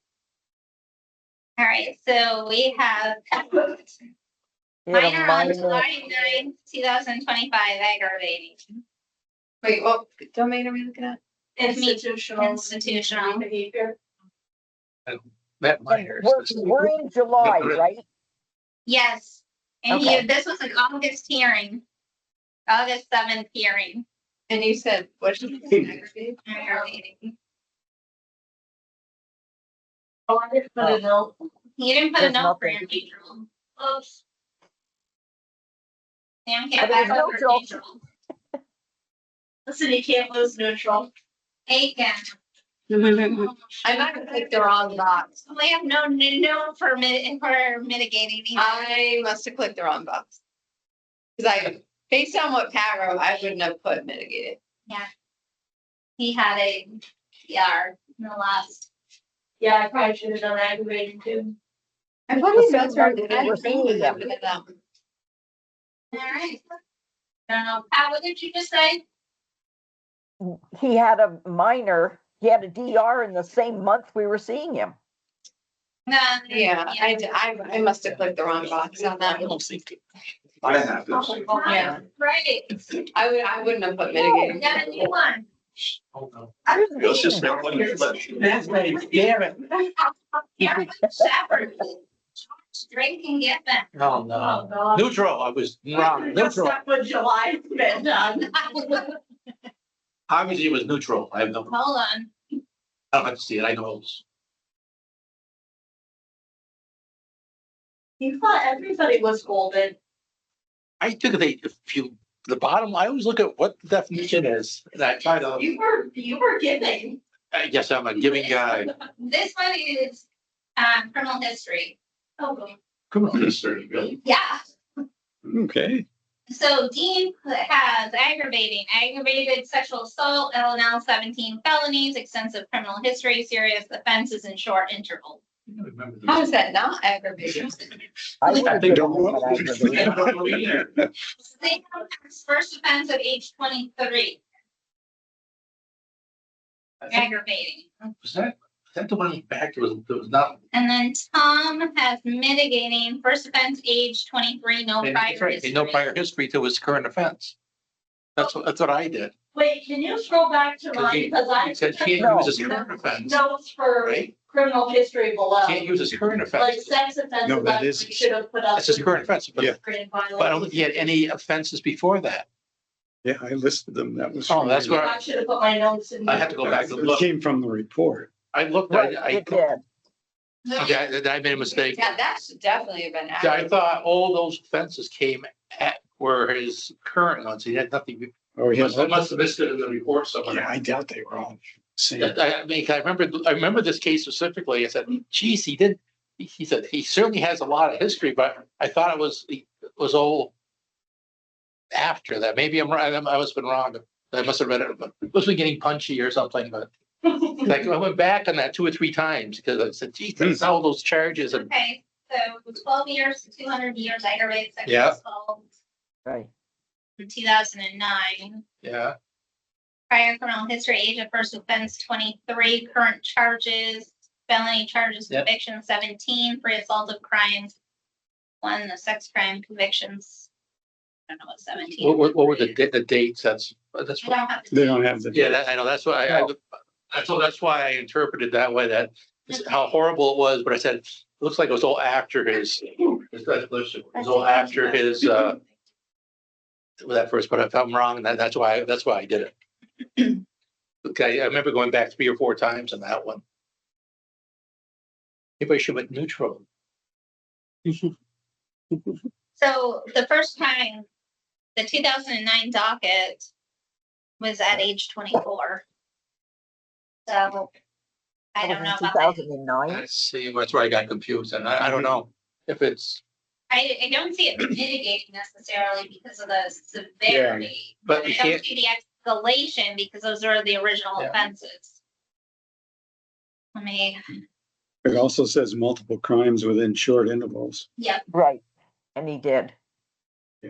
I mean, I know why I did it, but then I went back several times thinking about it, so. severity, more serious index crime in history. So I could see that too, Yeah. aggravated sexual assault would, See, I didn't think he had anything previous to that. That's- right, If he had the other one, that would have obviously been aggravating, but it looked to me like, oh, it was after those current offenses. yeah. That's why I gave him that. Individuals early on. So I would stand by that. Multiple. Well, it says, or minor crimes with no escalation. They Yeah. clearly had major crimes. Yeah, no, I did think, that was what I thought about, so that's why, okay. I won't die on the hill.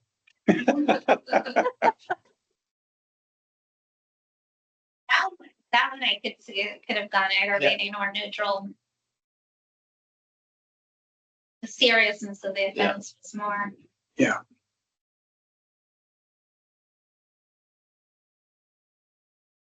I do have to leave in about 10 minutes.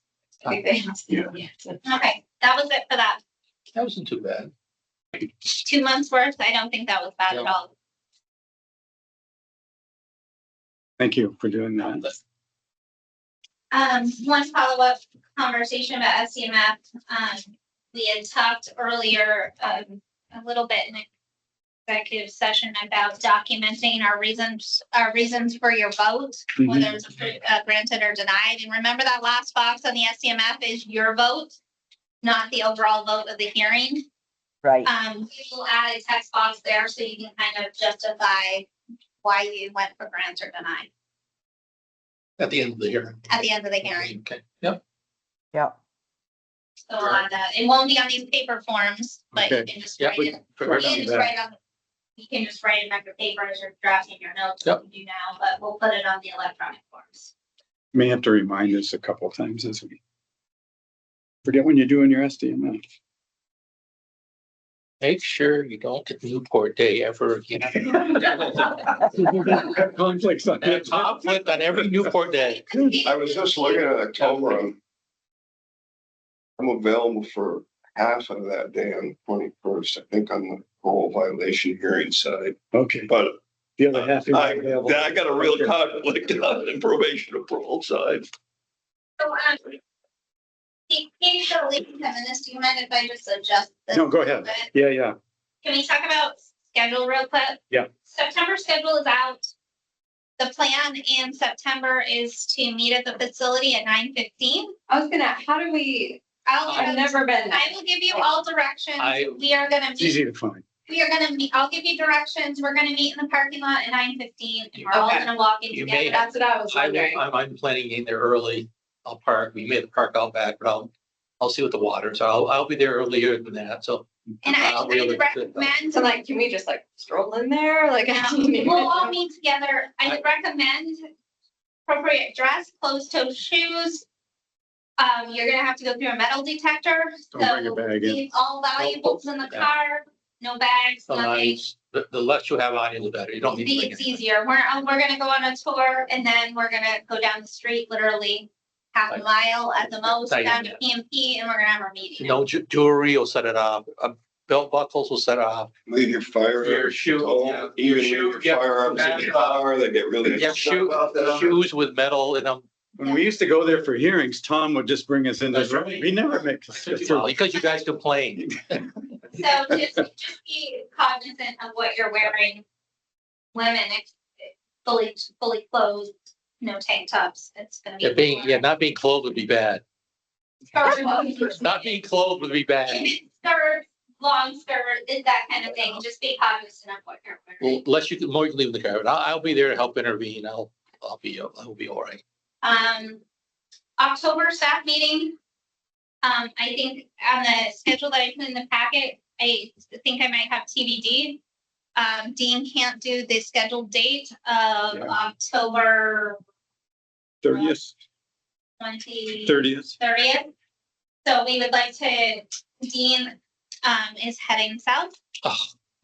And this could be potentially his last staff meeting in person. So he would like to schedule in another date. So I'm looking for suggestions. Monday or Wednesday? When, is it that day you're leaving? I'm leaving Wednesday. So you're leaving, it, so we have to do Monday or Tuesday. The 20th or 27th? Whatever We can anyone, go back to the regular Tuesday day that we normally do. Overflow, isn't That's it? overflow day, unless we We can switch staff- overflow and staff. I didn't do overflow day. We could slip for October only, because it's very nice to have it not, I don't want staff meeting on Monday if possible. Right. So I would prefer to do Right. staff meeting on the 28th, if that works for you, Dean, that works. and we'll do So- overflow on the 30th. Okay, It looked like at home another 10.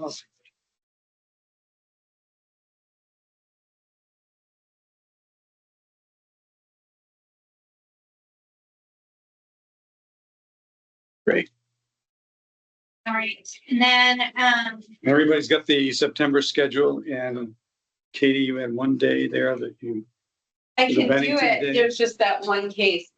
Sam and So- Sam, they work, Sam can cover that one case. I don't know what day, is that the 11th? Whatever that Bennington We day worked is, it and out. it's just that one case, that C, the initial for CC. it's the 13th, isn't it, The Thursday? 11th, There wasn't a conflict until they walked into my office. yeah, the 13th is a Saturday. It's a good day for hearings. Good day for hearings. Nobody will be there. It'll be a great day. Anything else on the schedule from anybody? Okay, I just never looked at the That's state computer. that's all right. If you notice, I was happy to see the 11th was good for you. Yeah. if you've noticed, I've been sending staff meeting agendas out to your personal email, so you're hitting them.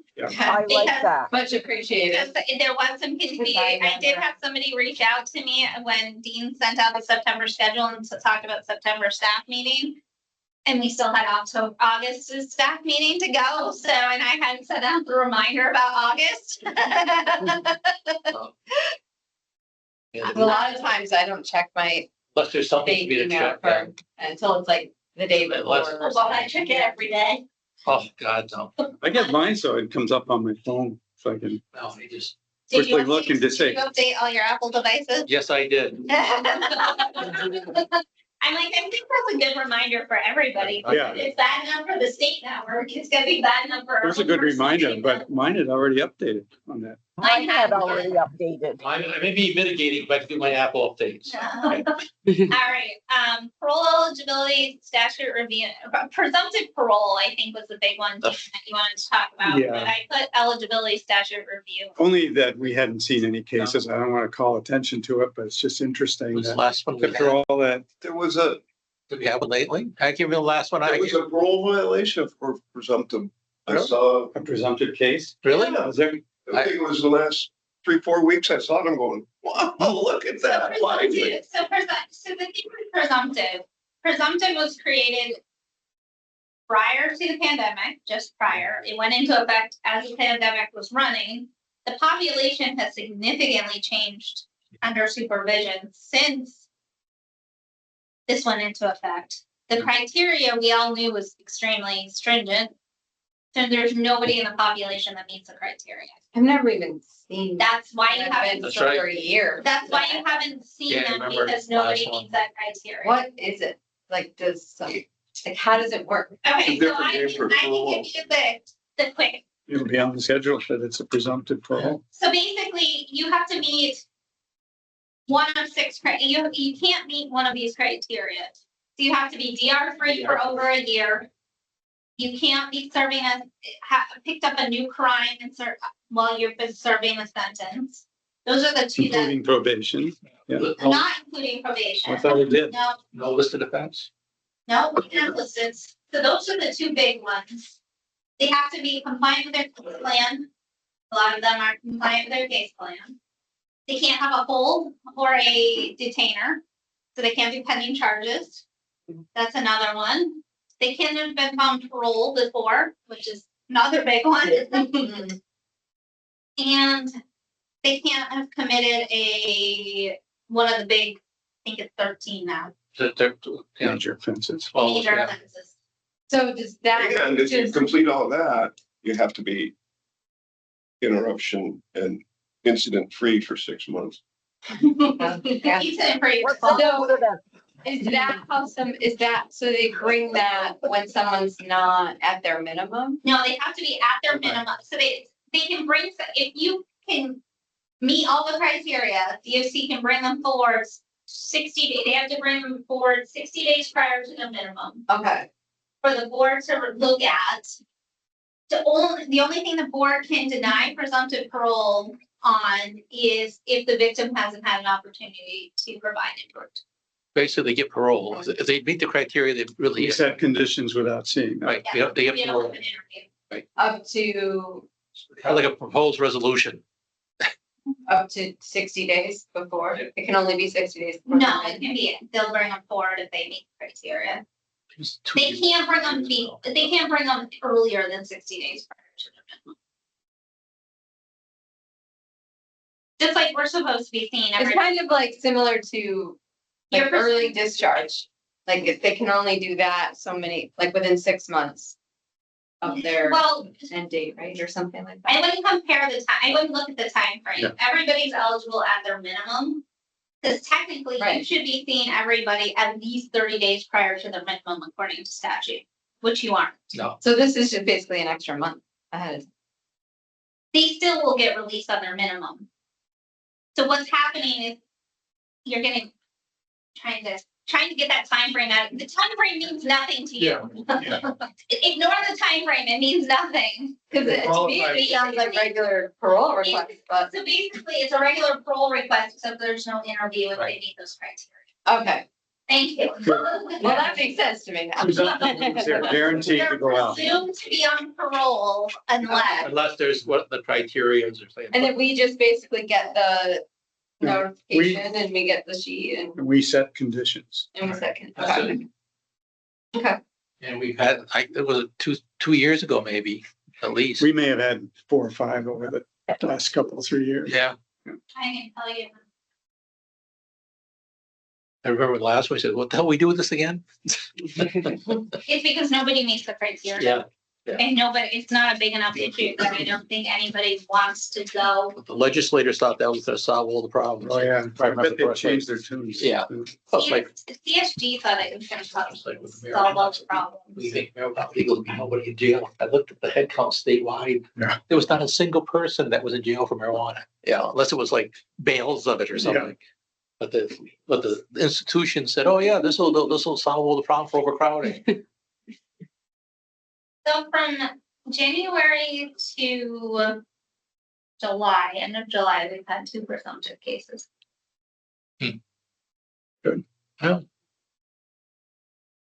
So before we leave the schedule thing, Angela has got a bit of a conflict. Are you gonna be able to make it for 9:15 or? I mean, the importance of doing this is. Oh, yeah, I'm gonna try to. I think everything should be okay unless something changes, but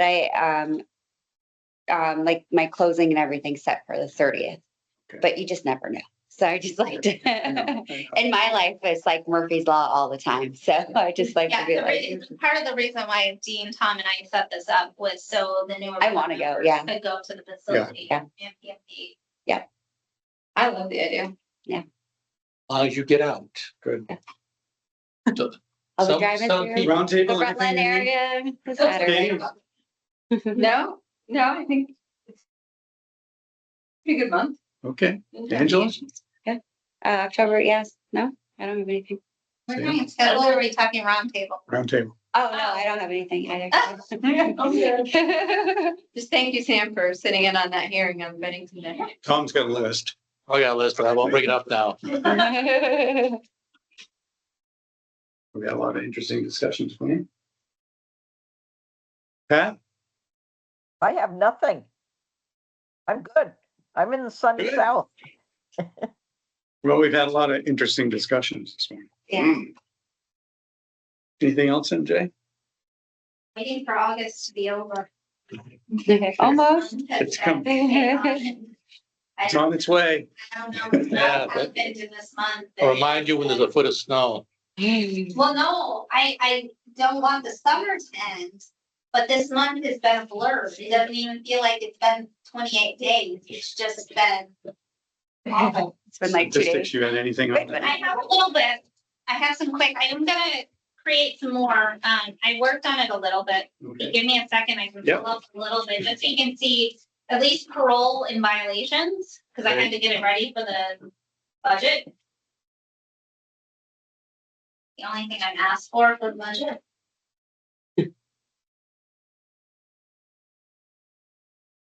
Just have a little bit, nothing too much.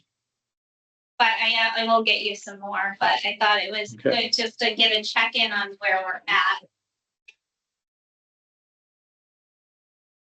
I do have to go when I get back. I have a long drive Yeah, Drive carefully. to get to my appointment.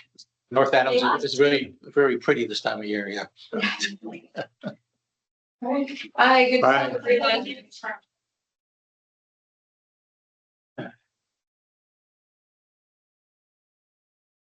Just some quick.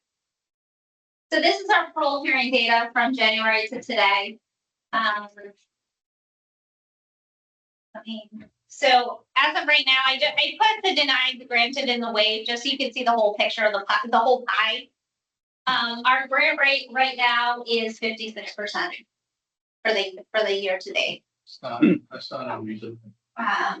We have had, it's 28% waived, which is it's quite high, but nothing we can do about that. If folks don't want to see you, they don't want to see you.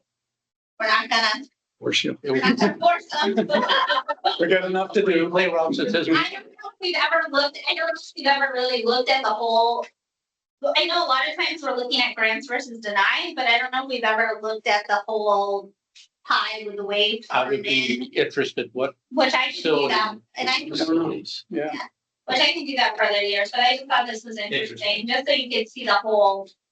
This is our parole hearing. Like it was a certain. It doesn't facility. break them down by risk the way we used to.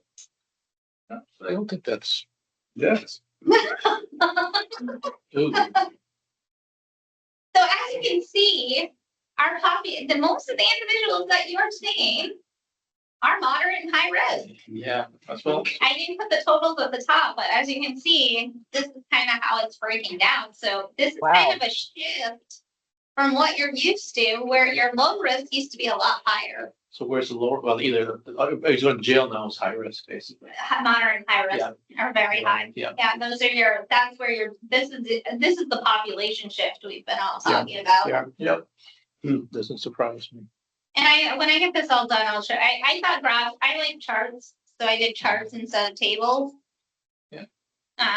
But this to me just shows how the pendulum has shifted Yep. compared. Yeah. And if you look at it, we're granting more than we're denying in all categories. Yeah. We're 50-50 and low. No, we're granting more, except for very high. And our very high is the only category we're not granting more of. Which makes sense. And well, that's the way it should be, I would think. So this is not, I'd say our stats look pretty good.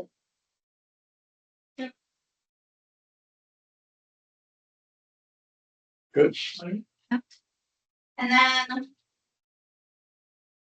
our violations, our violation pie. 62% continued. Yep, we're Oh, that's 52% interesting. continuing on parole. We've had 27% revocations and 21% waived.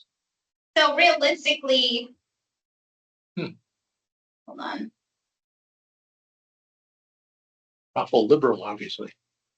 Almost 50-50. It sure is. I would have thought that was surprised that many continued. Well, and if you wait a second, here's our parole violations by type. So if you're looking, look at our continueds or technicals. Yeah. So if you're looking, this is kind of what you would anticipate Yeah. to see. Yeah. Our revocations are based more on our technicals and our new crimes. Yeah. They're involving new Yeah. crimes, and our continues are more on our Yep. technicals. And that's where you should. So this is, we're right on, to me, this is right on par with what we should be seeing. Yeah. Nothing was out, and this is as far as I got for The technical ones, they should this, be. but I better. thought these were the Yeah. two huge factors that to show you. Can you email it? Great. Right there. But I thought this was Yeah, good work. interesting, yeah. Thank you. I don't think it should, yeah, I didn't do anything else. Put the waivers in the returns back, it's just about 50-50, Yeah. Yeah. Yeah. because the waivers is an automatic revoke, so. And if you look at it, it's kind of where it should be. You're revoking and they're waiving more based on new crimes. New crime. By the ones revoked, or the ones that are waiving, they know they're Which is just, where it they should don't be. want, yeah, they And don't these want. revoked technicals probably are the end of the road, like they need a reset. They've been seen by us 3 times before. Or more. That was what I did up quickly. Thank you. So thanks. Yeah. Just, Pretty good. All right. All right. I think that's all I got. Anybody else have anything? Motion Good to, meeting. motion to adjourn. Second. All in favor? Aye. I Moving to the pool, Pat? am. Today and Well, I- tomorrow. Well, I have to go back to my F forms and get rid of all the mitigating ones. Cross them all off the top. You want to do some more remedial training, Sam? I don't know, what, a couple of them stand by him, I don't know. There you go. Yes. Well, it's gonna be raining, no golf today. I'm off to another meeting. Have a great night. I played yesterday anyway.